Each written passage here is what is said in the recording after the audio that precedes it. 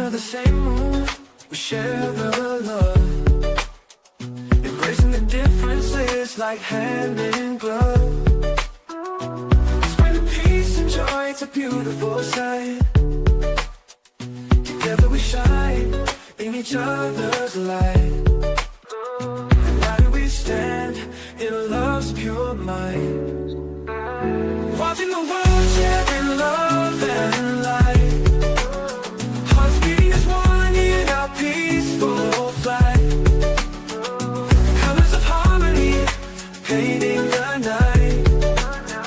United we stand in love's pure might.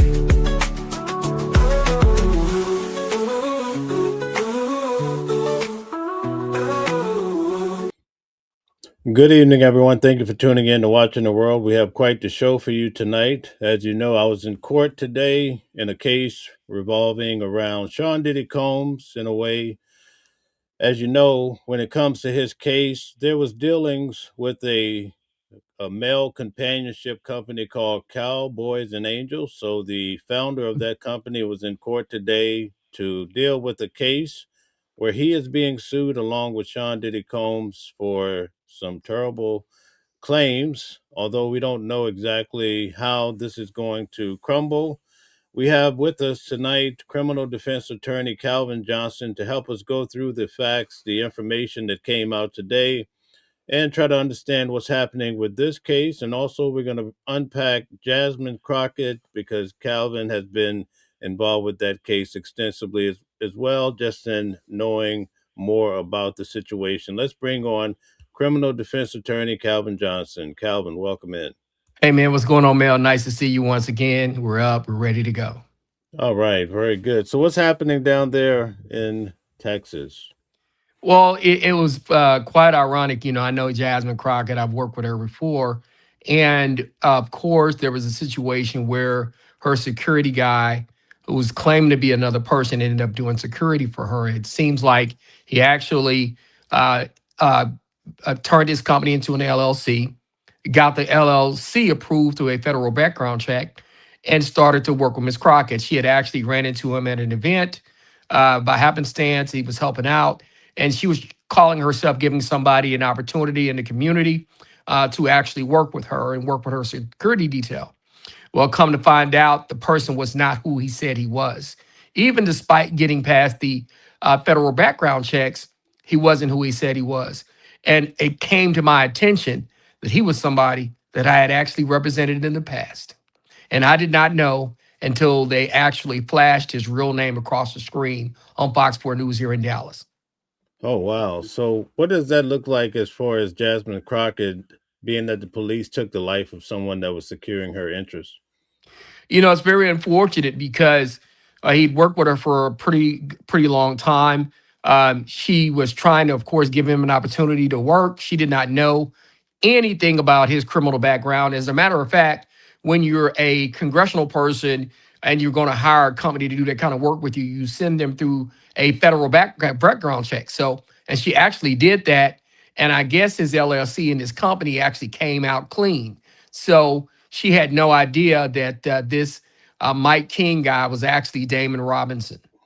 Wow. What was the circumstances around him losing his life?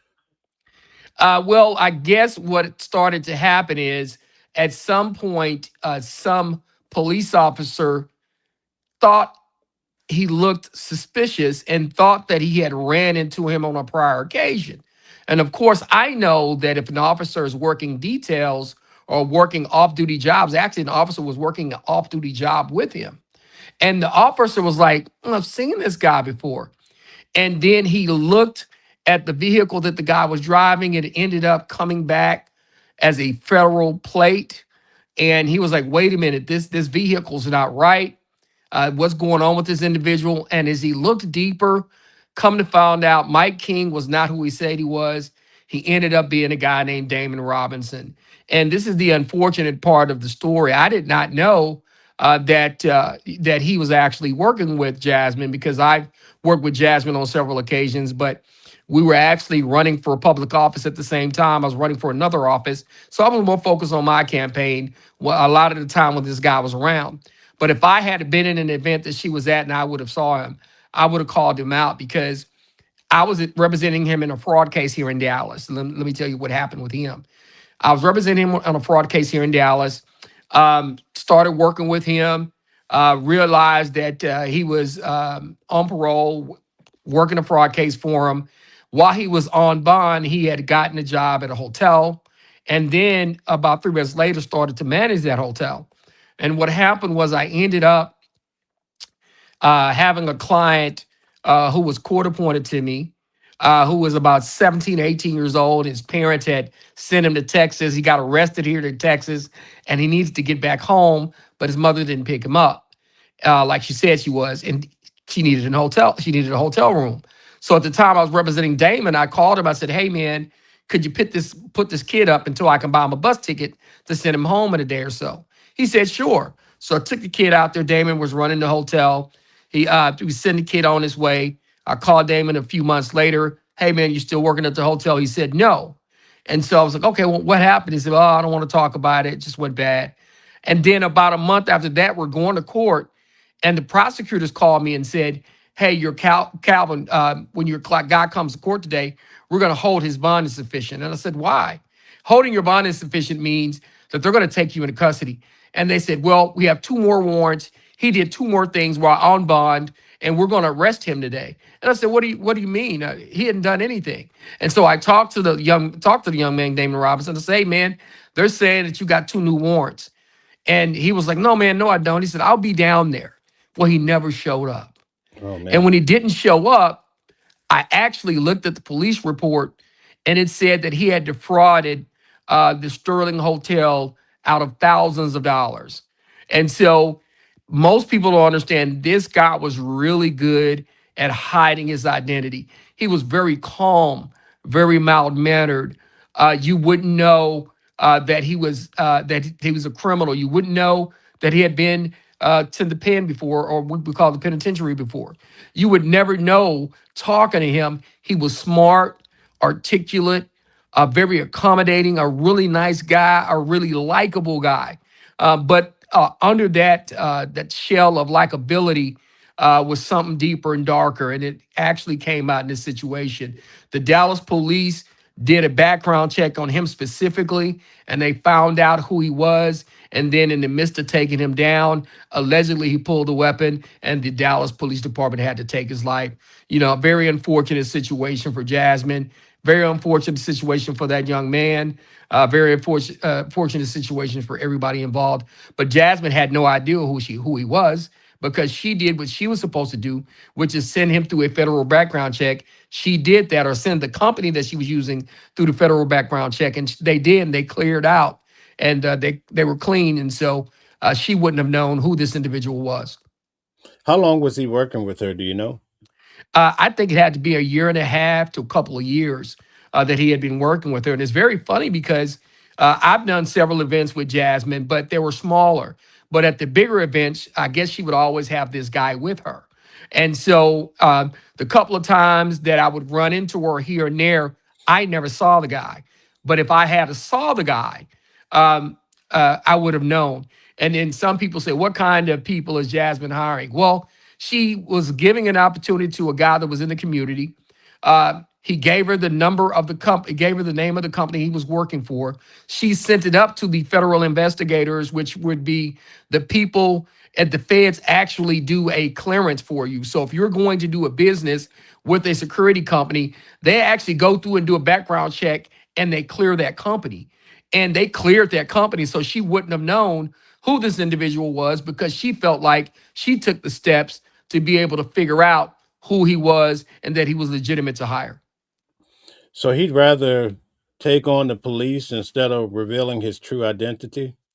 I think, honestly, from representing this guy in the past, he had a lot going on. He had been on parole before, and I would imagine that he really hid his identity really, really well. You would not know that this individual was somebody that had been in prison before. He was like a black catch me if you can kind of guy, which means he knew how to fool people. He knew how to fraud people. Think about it. This guy was able to create a company that got past a federal background check. I want you to think about that for a minute. Wow. It takes a lot to get that accomplished. It does. And, like I said before, it's funny because the criminals in this world, they figure out a way to get past all of the new things that you try to put out there to be able to catch them. Like I said, she wouldn't have known. She had no idea. Jasmine is somebody that typically gives people in the community an opportunity. So if there is a business, if there's individuals in a community that provide a particular service that are in her district, she will give those people in her district an opportunity to be able to work with her. And she did that in this situation. She did her due diligence to find out if this guy's company was legit. The company checked out by the feds. Therefore, she allowed him to work with them. And so I don't know how this got past the federal background checks. But with that being said, it's very unfortunate. And I feel bad for her because she did not know who this guy was. And she wouldn't have known. Okay, all right. Can you just take a moment to explain what we're talking about? Some people are wondering, and also tell them who you are.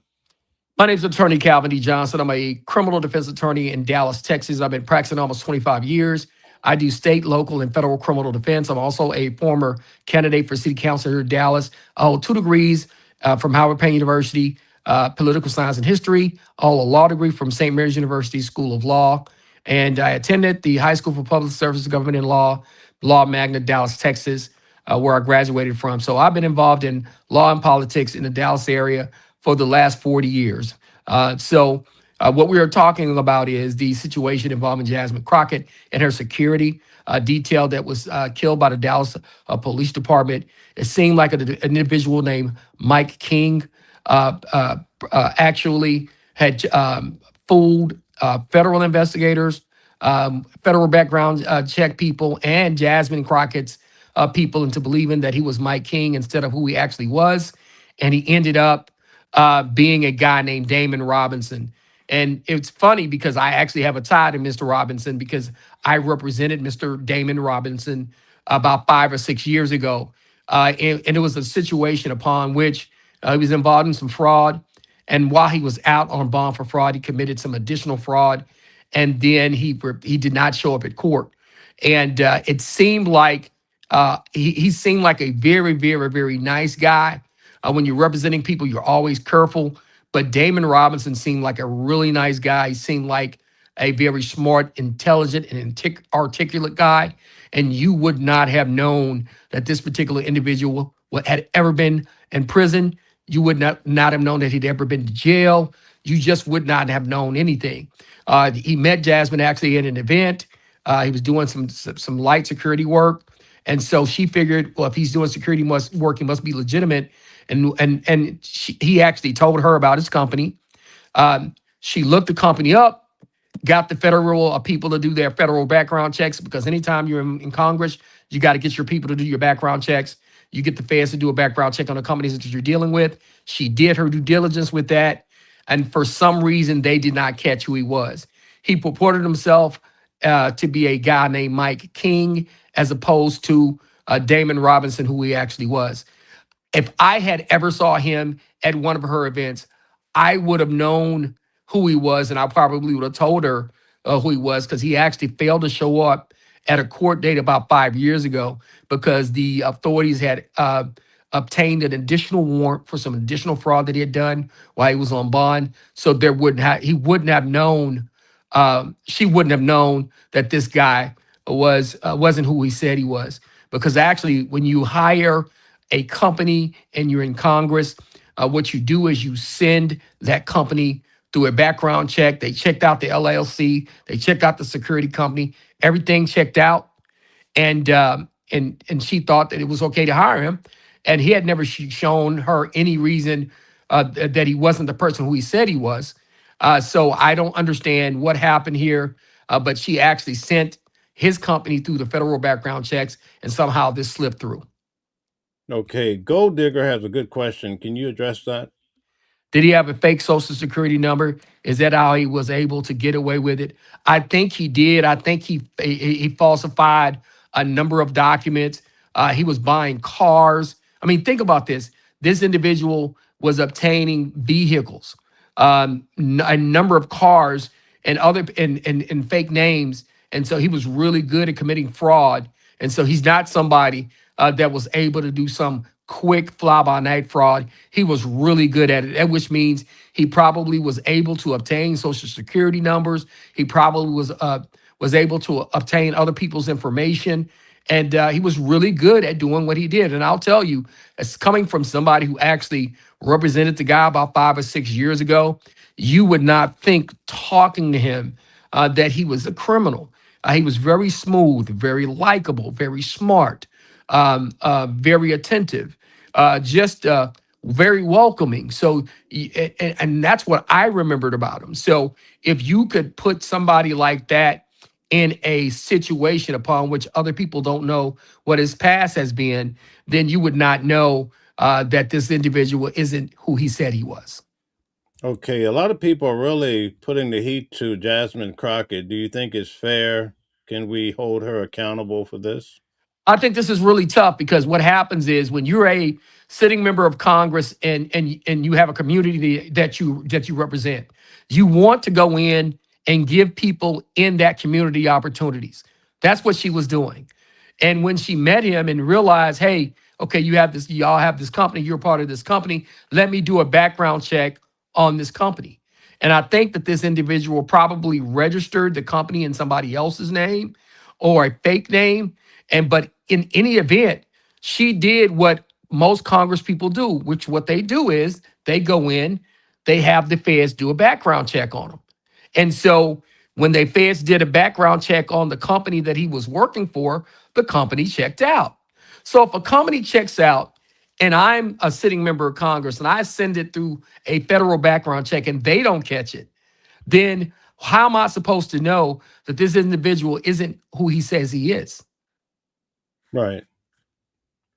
Okay, so is this a Democratic problem? That's what they're saying. It's not a Democratic problem. Let's be honest. The Republicans actually elected a guy. And it's not even, let's go there since we're going to go there. The Republicans elected a guy who lied about every single thing that he had purported in a full campaign race and did not catch all of the lies until after the guy was elected.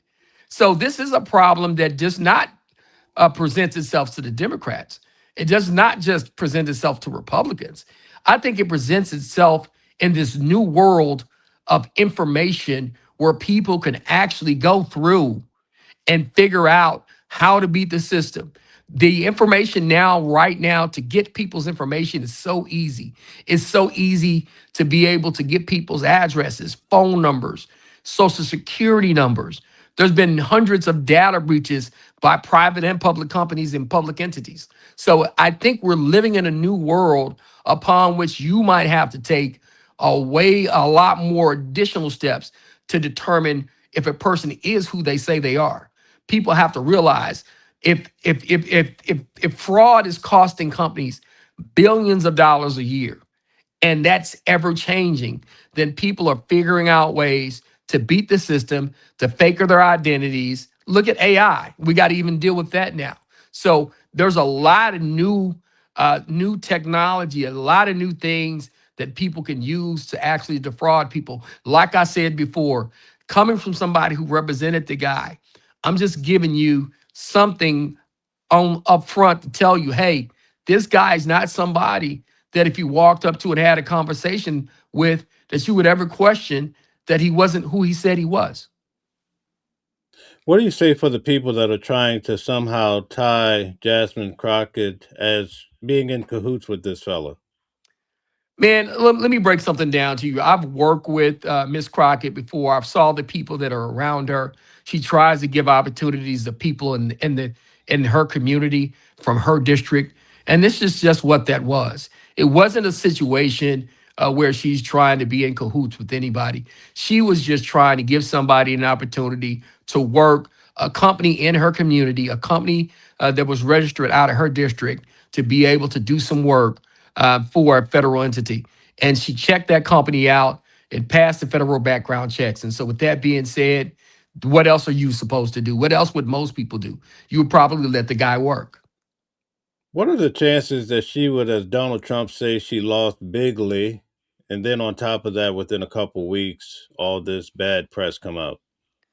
When you think about it, my concern is that they did not alert her sooner. I feel like some of them may have known something was there. I feel like somebody should have said something to her before all of this came out. But in the days of politics, this is what you have. And then into this new world, this is what we have.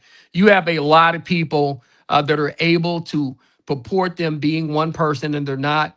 They're able to commit these frauds. They're able to get people's names, social security numbers, addresses. I mean, there's a lot of fraud going on in America. And I think that what's happening is, and it's not just a Democratic problem, it's a Republican problem, it's an American problem, it's a world problem at this point. And I think that we all got to start catching up to making sure that we close out these problems. If the guy had such an extensive background with crime and Jasmine Crockett is so high profile, why wouldn't other officers would have seen him with her and pointed him out? And see, that's what I get concerned about. But like I told you before, the guy, if he had been in trouble before, I think initially he wasn't in trouble in Dallas. He got in trouble in Dallas at one point, one time, or a couple of times. But remember, he had not been in trouble for about 5 or 6 years.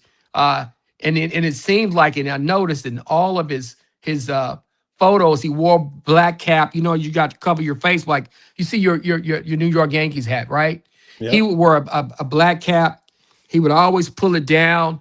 He would kind of cover his eyes and cover his face a lot, so you just wouldn't know.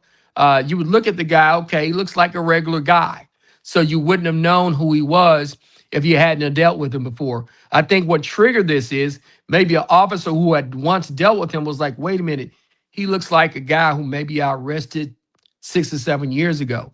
But if you met him and you saw him, he just seemed like any other regular guy. You wouldn't have known that he was trying to pull the wool over anybody's eyes. Oh, okay. All right. Very good. So now I want to switch up a little bit and talk about court today with Sean Diddy Combs. Not really his case directly, but it stems from it. A lot of information came out today. Basically, the owner of Cowboys and Angels. So basically, Sean Diddy Combs, he initially went to Cowboys and Angels to procure male dancers, Hmm. and they're labeled as a male companionship company. The owner or the original founder said sometimes these women would hire a male companion for over a month. Like high end individuals, they have the money to do this. I mean, I never really knew that, right? But at any Yes. rate, they were in court because of they're trying to argue that the process server actually broke a lot of rules. In fact, the guy, his name is Garren James, said his Hmm. wife was inside her garage, which you really couldn't see from the road. The process server came inside the garage. They were really upset about that. So that was the big point of contention. But a lot of different points came out in regards to the case. Like, for instance, Sean Diddy Combs hired one of the dancers that came from the company Cowboys and Angels, but he Hmm. was a gay male, and he was involved with this freak off that they were having. Hmm. When the guy heard about Cassie's 30 million lawsuit, he started to say Sean Diddy Combs violated him too, and he has Hmm. a whole scenario that's in the actual documentation, the court paperwork, talking Yes. about how Diddy pretty much violated him. Okay, Hmm. so basically, that came out today that when he was fired, talking about this dancer, when he was fired by Cowboys and Angels, Diddy started dealing with this gay guy, this dancer directly. So that's why the owner is saying, listen, all of this happened after Diddy chose to work with him outside of our legal or our Arrangement. contractual arrangement. See? Yeah, and I think for that company, they're going to try to get themselves out of that particular lawsuit because what they're going to say is, hey, he was fired. Now, and once he is fired, anything that he has done outside of that now is his personal situation. Has nothing to do with my company. Even though my company initially dealt with him and Mr. Combs, once we let him go, he was not our employee when it came down to that. And that's a Wow. good way for a company to try to get themselves out of that situation. Right. So it wasn't really a case about Sean Diddy Combs, but they were pointing out how this individual tried to out Diddy as being gay back in 2014. And he said he received a call from Sean Diddy Combs saying, "Hey, listen, why is one of your dancers on Instagram and Twitter saying that we're spending time together?" And he's known to have a gay personality and a character out there. So Diddy was upset, according to what came out in court. Yeah, that makes sense because what's happening is Diddy's probably like, hey man, what's going on with your guy? And the company's like, what guy? Oh, this guy here. And it's like, he no longer works for us. And so it's probably what happened was the guy realized, hey, I might be able to get some money here. And let me get away from this company. Maybe if I work independently with Mr. Combs, I can get all of the money. I don't have to pay them a fee. And it seems like, okay, now Cassie has a lawsuit. I feel like I've been touched or mistreated or had things done to me. So I'm going to sue too. And that's where you got to be extremely careful when you're dealing with people that live that lifestyle. And what I think is happening here, Mel, and you could actually double down with me on this one. I think there's a whole lifestyle. There's a whole lot that the average American, the average person had never really thought about, like renting a person for a month, renting a boyfriend or girlfriend for an entire month. That's something that some people have the money to be able to do, and it's actually a thing. And we really don't know that. Wow. It was quite shocking. You know, something else that was mind boggling that came out in court today? What else? The one of the lawyers was questioning, and this guy's going by his alias Garren James, but he has his real name. What was interesting from the original case with Sean Diddy Combs, when the judge gave his final comments in Diddy's case, he used the guy's alias and not his real name. How can a federal judge in a federal court say that this individual will be a co-conspirator and still have an alias? Wouldn't they have the means to get his real name? Yeah, you should be able to get his real name. But what happens is if somebody's considered a victim, then sometimes, even though it can be a co-conspirator, if it's sexual, sometimes they can try to hide those names. It's very, very, very, it's just kind of touchy there. To me, if you're a co-conspirator, your name should be out there. If you're going to be listed as that, they ought to be able to put your name out there. So sometimes that's why they don't put those names out there like that. So the guy who was the founder of Cowboys and Angels, he sold the company back in 2021. Now he's just a coach at the local school, living his best life. And now he's like stressed out because now all of this stuff is coming back to haunt him from a company that he had founded. And that's the sad part about it. When you kind of get involved in those companies, even when you leave, if people realize that's your past, then you're in trouble. I had a school teacher some years ago. We ended up being on Extra or one of those news shows. And what ended up happening was she had done like one adult movie when she was 19, 18 or 19, when she was in a very bad relationship, a very controlling relationship. Well, she did a couple of things, maybe two or three movies when she was 18 or 19. She broke away from that relationship, never got arrested in her life, never did anything bad, got out, went to college, became a teacher, was actually teacher of the year one year. And this is 21, 22, 23 years later. One of her students saw one of the old movies and pointed her out. And then the school district took her job away from her. And so I always tell people when you're involved in this kind of business, that kind of thing can creep up or pop up out of a hole 5, 10, 15, 20 years from now. Wow, that's something. Another thing that came out in court when his name is Garren James, when they were questioning him, the Hmm. defense attorney stood up and said, he said, "Why are you guys questioning my client in regards to all of these issues? You're trying to gather information for the state criminal case that they're bringing against Sean Diddy Combs. I'm like, they Hmm. have so now they're trying to get Diddy on a state case. Man, What the you know, hell, man? I know this is crazy, and but see, he can try to assert double jeopardy if those crimes are similar to what the feds charged, and so he has some good lawyers. I think he'll be able to get around a lot of those things, but I just think that once he does get released, he needs to be extremely careful about who he has around him and some of the stuff that the people are doing around him, and he also needs to look at some of the stuff that he's already done and try to stay away from those things so he doesn't get himself caught up again. Okay. All right. Gold Digger says, does this mean Diddy will be back in court regarding these allegations? He could, if they're suing him civilly, yes, but I would imagine he's going to fight these things and fight these cases. And, let's be honest, a lot of people will see this as a money grab because anybody that has decided to go work for a company like that, let's be honest, we know what they're doing. They do a little extra for, as they say, the old people say, doing something strange for a piece of change. And so Right. sometimes they're doing something strange for a piece of change. So let's just be honest. We know what that is. All right. Gold Digger says, why didn't the government bring this forward during the RICO trial? Sometimes it's not essential for them to do that. And then sometimes what the government does is they don't want to overburden the jurors. They don't want to overload the jurors with information. Sometimes they can get there by other means, and people have to understand. Just because you got evidence don't mean you have to use 100 pieces of it. Just because you have 100 pieces of evidence don't mean you got to use 100 pieces of evidence. You got to use enough evidence to get your point across. And in that evidence, you want to make sure that that evidence gets you where you need to be and that it doesn't cause additional problems or overload the minds of the jurors. Okay. One of the things that came up in regards to the accuser of Sean Diddy Combs and also the person suing Garren James, Hmm. there's a mutual friend that pointed out that this guy who his name he goes by Otis, right? He Hmm. never said anything about Diddy violating him until he saw that $30 million lawsuit from Cassie.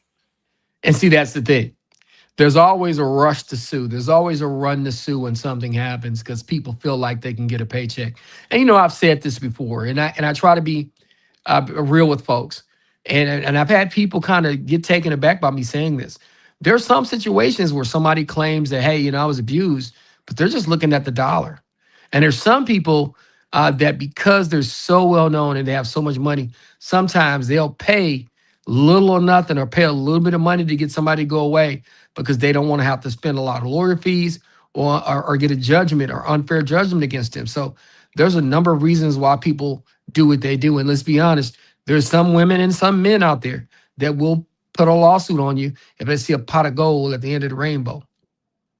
So if they're saying that Sean Diddy Combs, there's some state trial coming down the way, I mean, what does this mean? Could they really put the screws to him and really focus in on these charges? Maybe they felt like they missed out on with the federal case. They could attempt to charge him with something else, but I think that they would need to be careful about that. Number one, because he's already been charged federally with a lot of stuff. And the general public is like, hey, once a guy gets his day in court, if you're going to go after him for something, you should go after him all at one time. The general public may not look nicely upon the state going after Mr. Combs again. To be honest with you, with them only finding him guilty of a couple of misdemeanors, it doesn't look like that the general public was looking at the feds or the authorities in high regard. So I think they need to be careful with that. I think Mr. Combs will be okay.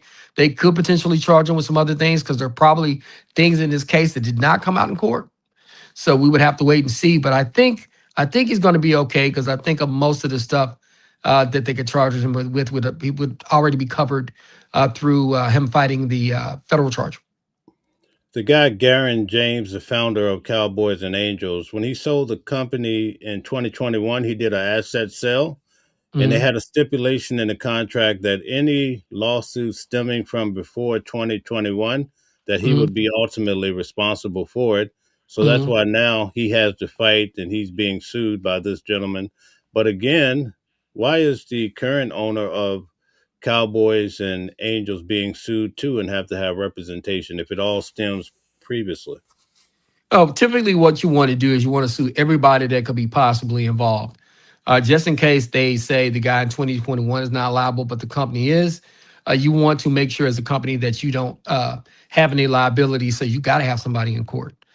So just because him and the owner had an agreement does not mean that somebody can't go after one or both of them. So if you're suing somebody, typically you want to sue as many entities as possible to get a possible return.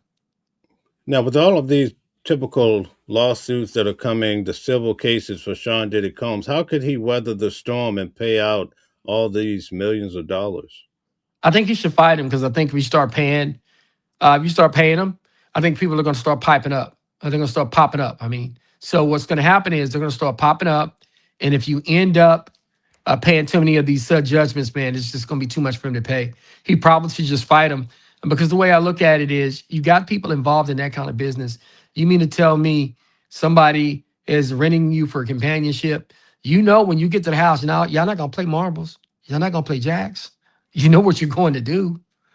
You know, you're not there to play marbles or jacks. So let's be honest. Right. There's rumors out there that perhaps some of these major corporations that Sean Diddy Combs had business relationships with, that some of them powers that be are really manipulating and pulling the strings, and that's why he's sitting in jail. Is the world that fragile? I think it is. I mean, honestly, I always tell people, we were talking about this the other day. I was talking to somebody, man, ever since I think he played the Joker on that Halloween. Remember he played the Joker and they told him not to play the Joker anymore. And he played Joker on Halloween. And a major movie studio told him not to do that anymore, that they didn't want him to be connected with their brand. And he came out the next day lighting them up, dressing himself up as another character. Maybe I think he dressed himself up as the Penguin the next time. And I'm telling you right now, it seems like ever since he did that, ever since he told those movie studio people where they could go, it seems like they've been going after him ever since. So I think that when you are doing big business with big companies and big movers and shakers, they can make stuff happen to you that you don't want to happen to you. Let's be honest. We often hear the rumor mill talking about Diageo and some other companies. Do you think that's real? I think it is. These are billion-dollar companies. And billion-dollar companies, they don't play games. You don't get to the top by shaking hands and always being nice. When you have to throw your weight around, you have to throw your money around, when you have to throw your influence around, that's what you do. That's what you got to do to stay at the top. And I think the veil of people just getting to the top without doing anything like that has been pulled off of them. And we know that when a company has that kind of power, that kind of motion, they're going to use their motion to get where they got to go. Right. Diddy has started to speak up about black leadership. He also had some choice words to say about the president of the United States, Donald Trump. Do you think, looking at the whole picture, that was a mistake, especially with the fact that the president could have pardoned him had he not done such things? I think he was asked to get out and rock the vote when he was doing some of those things. I think he was asked to get out and speak against what was happening. And I think ultimately it hurt him. If he'd have kept his mouth closed, maybe he would have gotten a pardon. Maybe he wouldn't be in jail right now. But that's the risk that you run when you're making that kind of money and you're dealing with folks at that level. I mean, there's some very powerful people in America that can determine whether you walk free or not. I mean, think about the president can literally go in and say, forget your 50-year sentence, you're coming home today. It's a lot of power. Some people are saying that maybe he could have paid over 20 million for all of the legal affairs so far, just in attorneys alone. Do you think that's just misjudgment? No, it's not misjudgment. You have to protect your interest. If you have 4, 5, $600 million, it says net worth is more like 4 to 500 million now because of all the stuff that has happened. But when you are trying to protect that amount of money, you will spend 10, 15, $20 million in legal fees to protect your interest when you have another 370, $380 million that you got to protect. You got to do what you got to do. Do you think it would have been more advantageous for him to offer Donald Trump 5 million and make it all go away ahead of time? It would have been great. I don't know if Trump would have took it, but Trump probably would look around to see if anybody was watching. but it would have been great if he could do it. I guess in Diddy's mind, but Trump wouldn't. He wouldn't openly accept something like that. But notice how I said openly. Right, right. It seems like these legal fees are the gift that keeps on giving because he keeps appealing. He's back in court. He has civil cases. He has to consult. Like, Mhm. where does this end? What do you mean with Diddy or With all Trump? the fees, I'm just saying, with all the fees he has to pay legally. Man, it doesn't end until he comes home and knocks down some of these lawsuits. Man, he had to budget. To me, if you're worth 400 million, man, you're gonna have to budget 30 to 50 million dollars in legal fees. And that's just because you got to realize this is one thing that they'll tell you when you got a lot of money, man. People want to come sue you. Wow, that is crazy. That is crazy. So, do you think it is possible? I just want to be clear because they did mention in court that there's a state action and legal charges they're trying to place on him. Do you think they will definitely do that? Try I to. think that they're definitely thinking about it, but I think that one of the issues that they're going to have is that he's already been tried for some of the stuff that they accused him of. And I want to like once again, does the public or the people in that particular state have the appetite to go through another Diddy trial when if they were going to charge him, the feds would have charged him. So they can do it as a state, but the charges is going to have to be different from what the feds did. But with that being said, it's a real possibility he could fight more cases. I just don't think that it would be smart for the state to do so. In the case of Luigi Mangione, a case that I'm covering as well, they were able to charge him federally, and he has a state trial coming up. So, Yes. what's the difference? I just think with Mangione, first of all, you got somebody who lost their life. Somebody died. And so when you got somebody who died, that's a whole nother ball game. And then all the stuff he was able to do, that he traveled to the locations, he killed the guy, killed him basically in cold blood. There's a lot going on there. So sometimes that situation can be a little different. Okay, all right. There's a comment here from Gold Digger about Diageo. Diageo paid around 200 million to deals about his shares. Lawsuits were dropped. Yeah, but they paid 200 million and the lawsuits were dropped. But companies like Diageo, they're worth $1 billion. I think worth what $2 billion. Companies like that don't like giving people $200 million at once.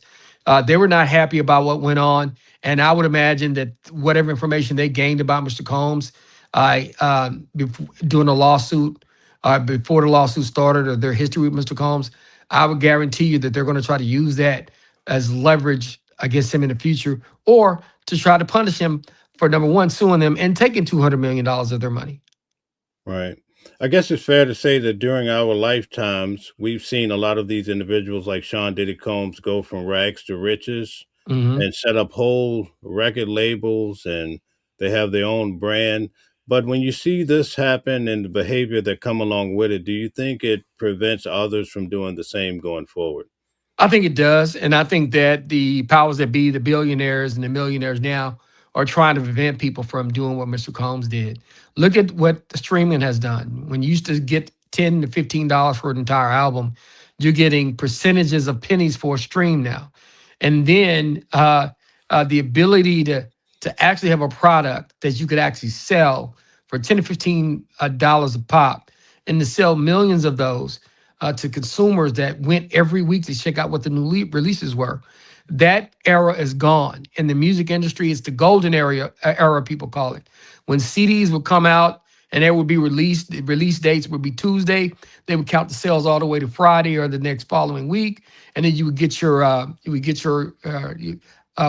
chart, which means if you sold more from Tuesday all the way through Friday or Saturday or Sunday for the previous week, you were the number one album or number five album or number 10 album in the country.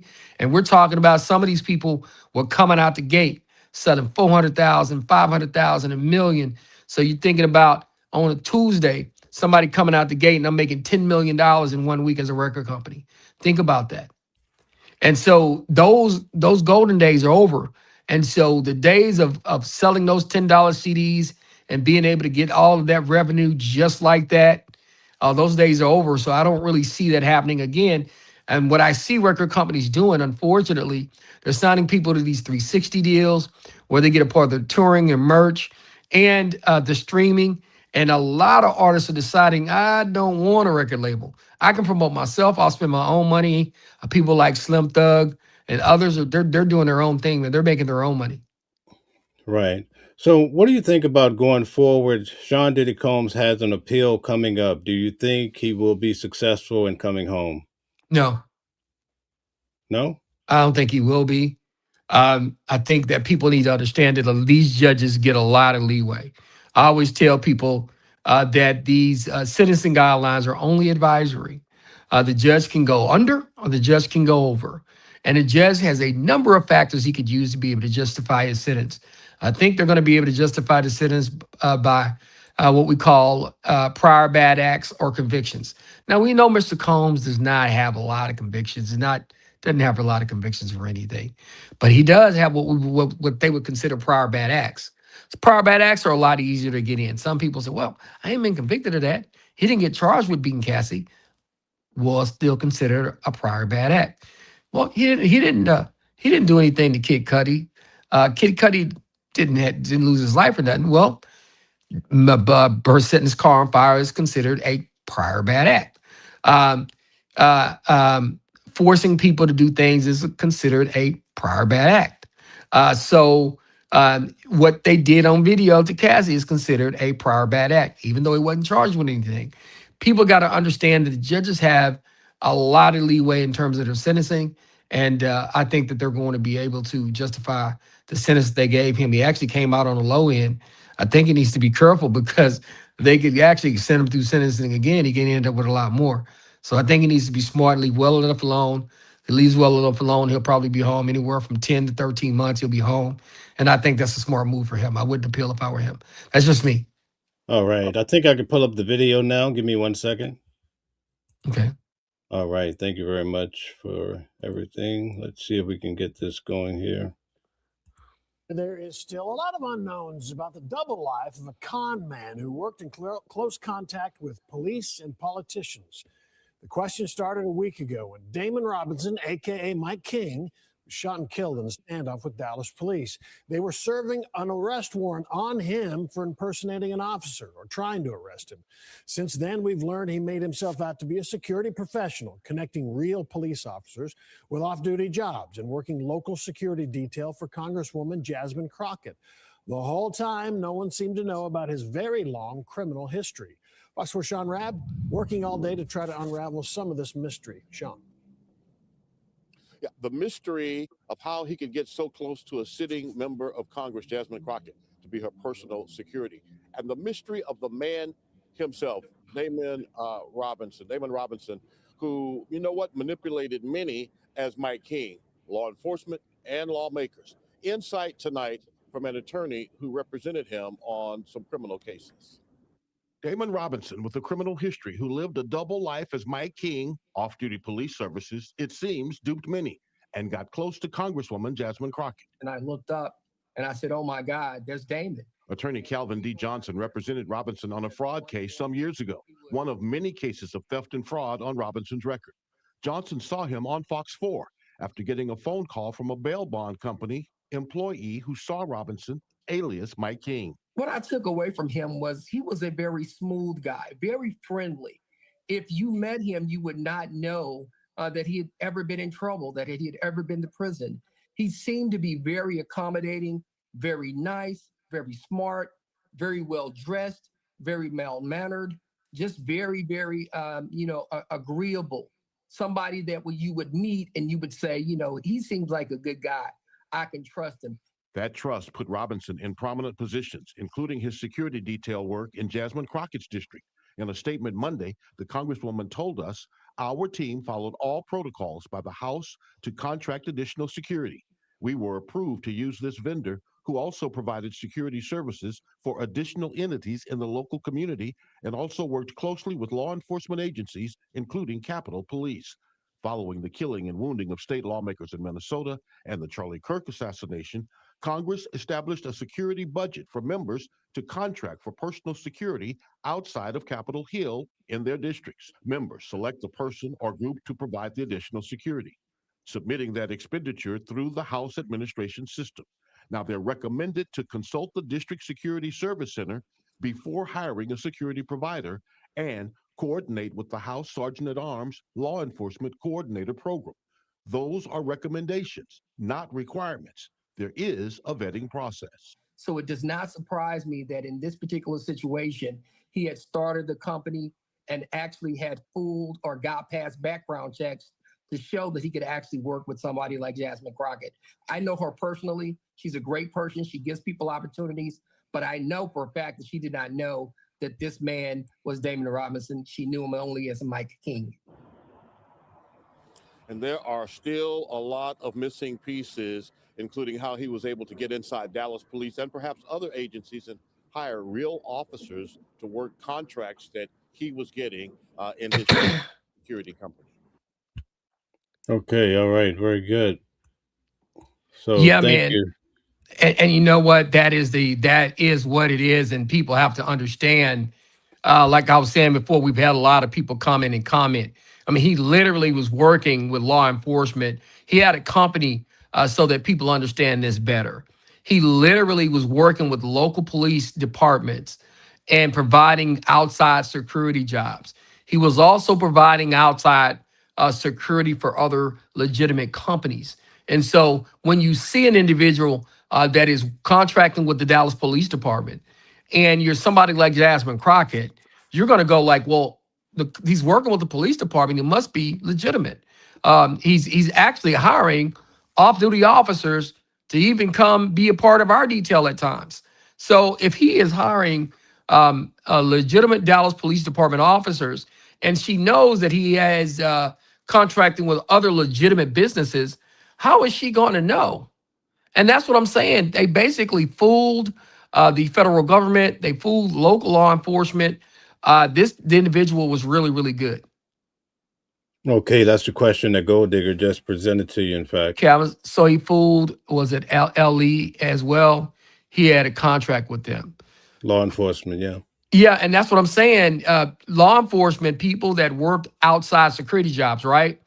They actually went through this guy to get outside work. And so I want y'all to think about this for a minute. He was really, really good at fooling people. And like I said, because I'm somebody that spent a little time representing him when he did go to court on some things, I'm a very good judge of character.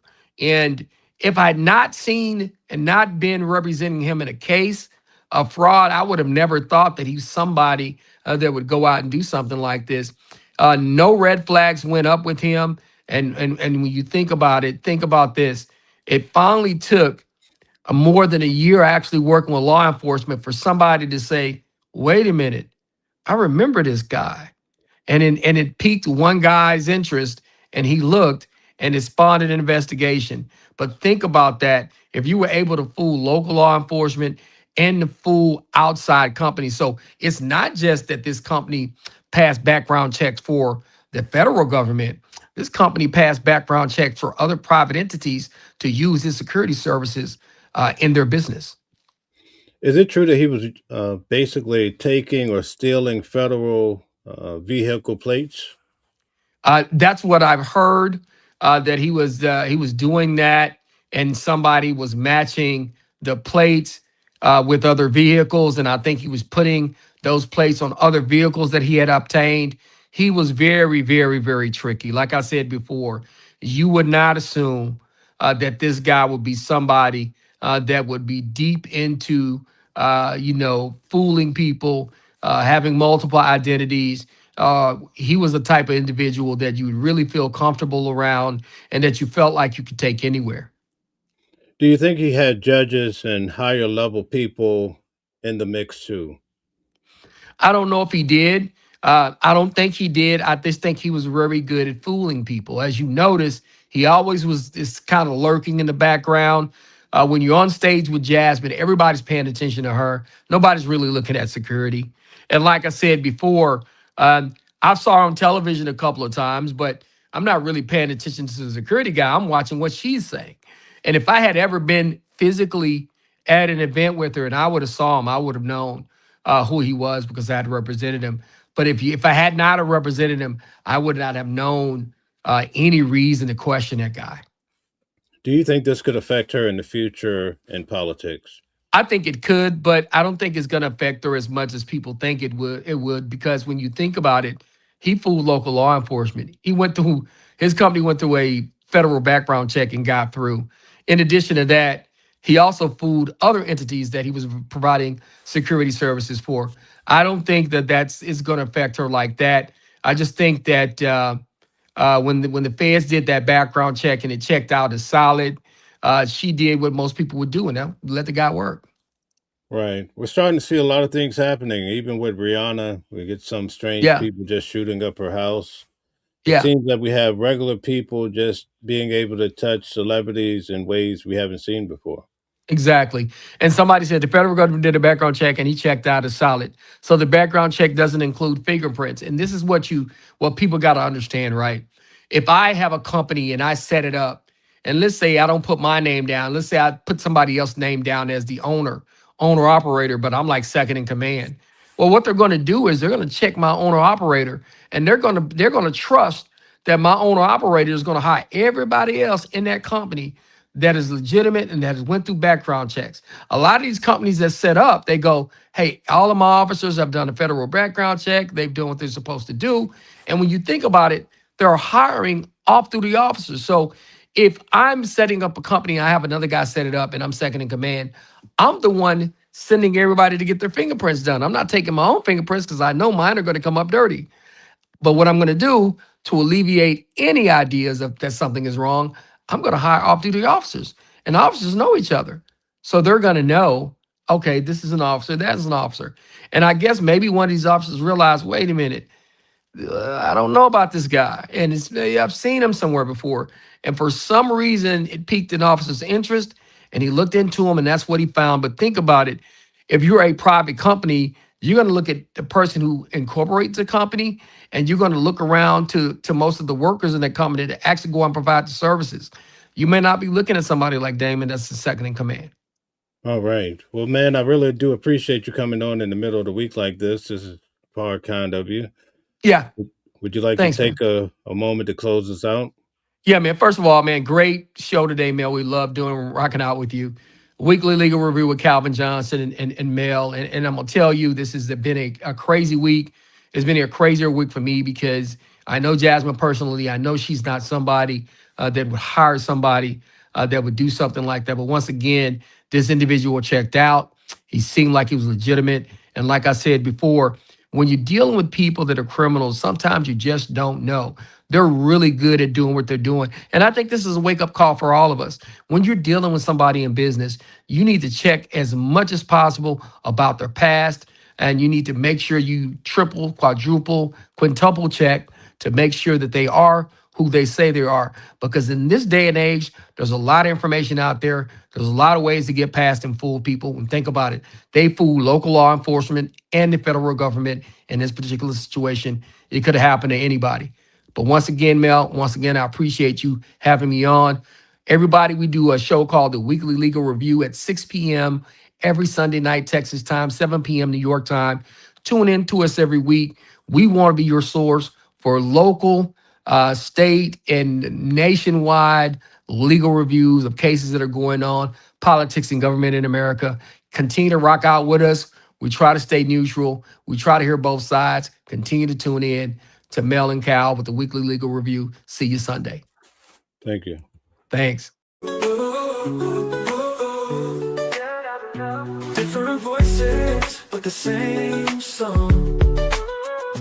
Living a world where we all belong. Kindness leading the way, breaking the chains. In the symphony of love, the thing remains. Embracing diversity, brighter days in sight. Watching the world sharing love and light. Hearts beat as one in our peaceful flight.